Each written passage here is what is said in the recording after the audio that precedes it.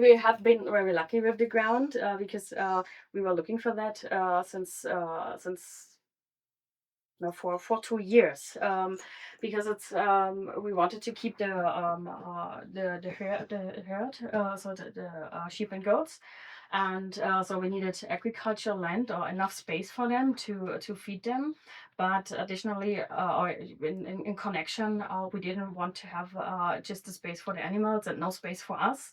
So it's really hard to find a place where you can set up the tiny house or build a house, and so we have been very lucky to find this place. So it was just we checked dozens of old farms or old buildings to reconstruct them, for example, because normally those old farms which are in a very bad condition, you get them for a price which is available if they are not too close to the bigger cities. So you really have to go to the countryside to be able to pay for it.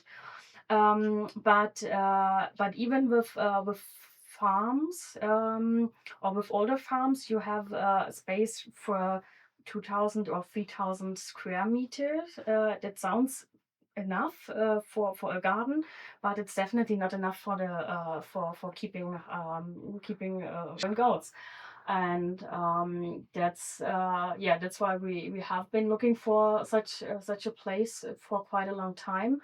And then we have seen this place just on the normal search. I don't know how to say it in Marketplace. English. Yeah, just it was just a normal marketplace for houses or Yeah. grounds. Yeah. And then we have seen, okay, so there is enough space, and there is probably it is possible to near to the other houses, it's possible to build a house. Mhm. And that's why we asked, before we bought it, we asked all the authorities to get a permission to build it. And once we had it written on paper that we are allowed to build a house, we said, okay, now let's go for it. And we never regret it. Right. So it's yeah, quite So nice. it's possible to find It something. is You have to possible, look, but you have to be patient. right? Yeah, Yeah.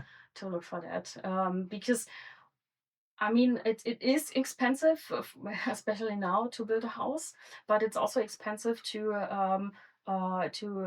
rebuild an already existing place. It's expensive as well. Yeah. So in the end, I think it doesn't really matter if you put a lot of money into an old house to rebuild it, or if you build it from zero, from the beginning until the end.